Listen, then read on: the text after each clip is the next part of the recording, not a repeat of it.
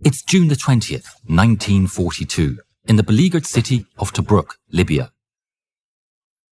Job Maseko and a fellow soldier of the 2nd South African Infantry Division hurry back to the field hospital carrying yet another wounded soldier on a stretcher.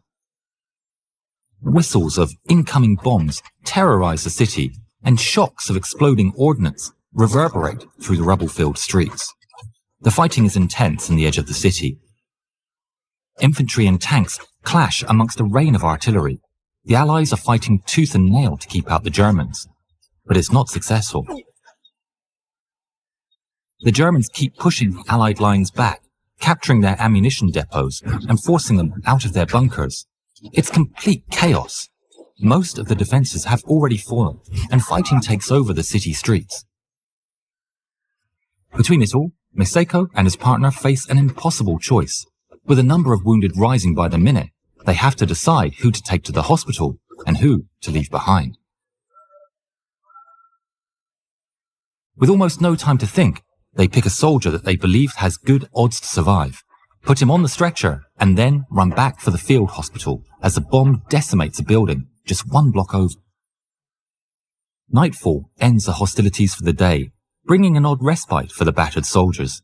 Maseko is about to go to sleep when their superior summons his unit. He's shocked when they are given rifles and told he must join the battle on the front the following day. Maseko has no firearms training, but he resolves to do his best. In the end, it wasn't to be. The next morning, his commanding officer surrendered the city, believing it wasn't worth the human cost to defend. Job Maseko is taken prisoner before he ever got to fire a shot. 33,000 men were captured by the German forces on that day. The Germans separated their prisoners by race. While white troops were sent to camps in Europe, prisoners of colour were kept in POW camps in Africa and forced to work under horrific conditions. The Germans were unprepared for such quantities and had to hastily put together a camp to house them all. The camp was made on the outskirts of Tobruk, out of simple tents surrounded by barbed wire fencing. As a prisoner, Maseko and his fellows endure appalling treatment. They're malnourished, being fed just 2 dry crackers and a bowl of weevil-infested porridge every day.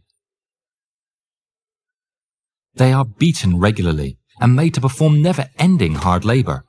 If they refuse to work, either for principles or for exhaustion, they are tortured or even executed. But Maseko isn't about to tolerate such treatment. With indignation burning in his heart, he decides he'll take the fight back to his oppressors. He doesn't know how, but he will.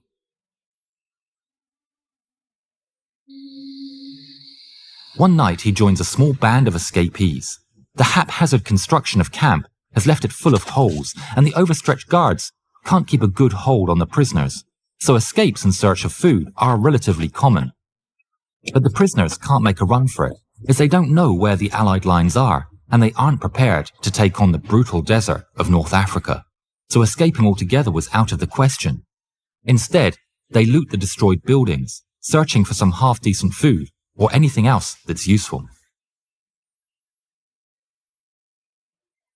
The group of men are exiting one of the many ruined homes when Maseko spots a cartridge on the ground. Curious, he takes it and pulls the bullet out, revealing a bundle of cordite. In that moment, he gets an idea.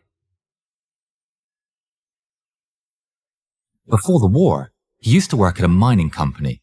He wasn't a miner, but he got to be around explosives and picked up a thing or two. Applying this knowledge, he realizes that he needs something like a resealable tin can, which is conveniently a popular way to store foods in the army. With this idea burning in his mind, he says goodbye to his fellows and sets off to the edges of Tobruk, where the fiercest fighting took place. Scouring the streets, it doesn't take him long before he finds his can discarded on the side of the road. Then he spends the rest of the night searching for unfired cartridges. He finds many around corners and behind sandbags, some simply discarded on the floor, others still stuck to their abandoned clips.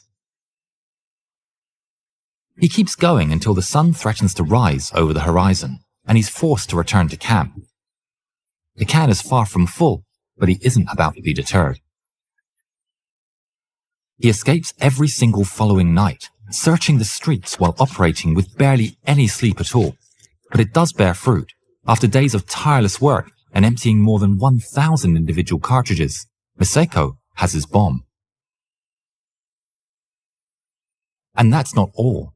During his search, he's also sourced matches from a destroyed corner store and 2 long strands of fuse in abandoned Allied emplacements. He's exceedingly happy. It's almost too perfect. But he understands that sourcing the materials was the easy part. Now he has to use it. For the next week he ponders. He considers detonating an ammunition storage, but realizes one is too small to make a difference. His next thought is a supply truck, but also dismisses the idea, reasoning that the trucks have mostly food, and if he was to destroy it, the first ones to starve would be the prisoners. And so the bomb sat, hidden away in a ruined building near the camp, wasting away without a target. That is, until his captors gave him one on a silver platter. The 19th of July, he and a bunch of his fellow prisoners are rounded up and escorted out of the camp without explanation. They are brought to Tobruk docks and ordered to unload a German freighter. Miseko is quietly ecstatic. This is perfect. He doesn't have the device on him, but he doesn't miss a chance to scout.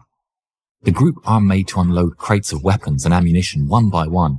The watchful guards keep eyes on them the whole time. Miseko doesn't like it. It's beginning to look impossible to plant the device unseen. They finish the unloading and are swiftly ordered to load up again with new cargo. While leaving the crates inside the hold, he realizes he isn't being watched anymore. The guards are all outside. Only a single one stands idly by. Now this is more like it. Next time, it's his chance. He carries the bomb in his army haversack, which the guards have allowed him to keep.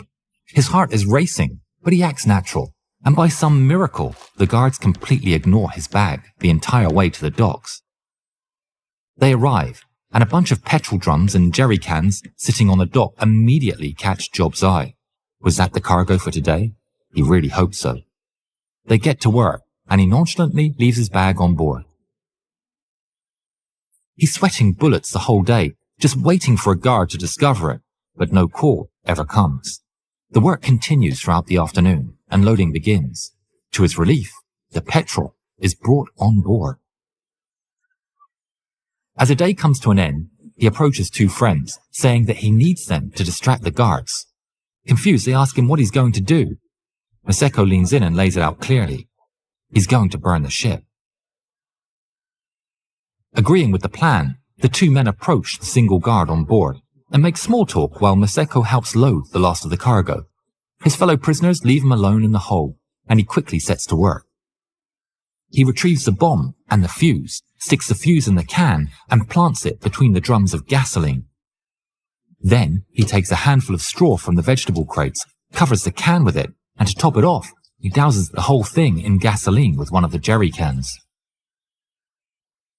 Looking over his shoulder, his friends are standing right between him and the guard. Perfect. He gets the fuse as close to the hatch as he can, and sets it alight. Miseko casually closes the hatch behind him, and the guards were none the wiser. He calmly joins everyone else as the officers round up the men and herd them back to camp.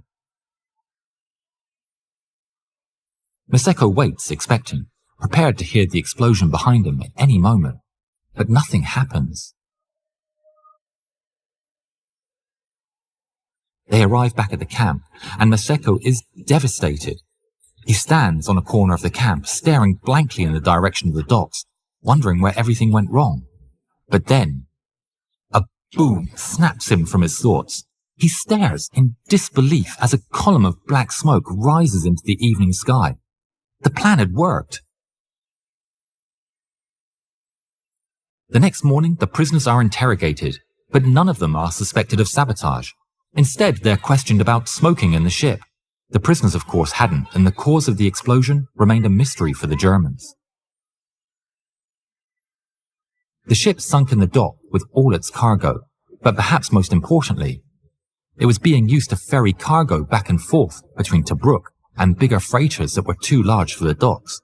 Its destruction permanently slowed the movement of goods through the port city for the duration of the German occupation, One more logistical headache for the Africa Corps to deal with, all thanks to one man and a tin can. Job Maseko wouldn't be done either. Days later, during one of his now routine escapes, he managed to repair a radio, which he used to learn about the Battle of Al Alamein. Confident that he could get that far, he and a couple of prisoners gathered all the food and water they could and escaped by foot.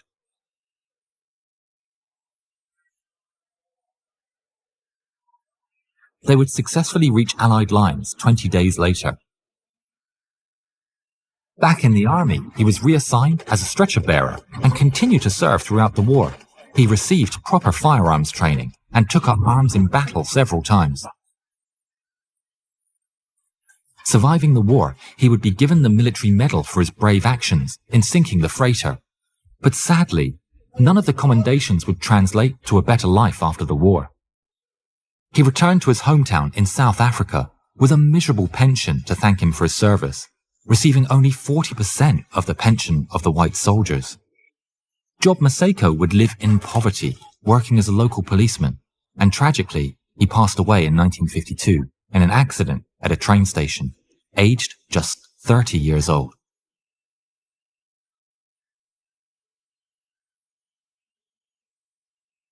If you haven't yet, please subscribe to the channel and please watch more videos of ours. Thank you.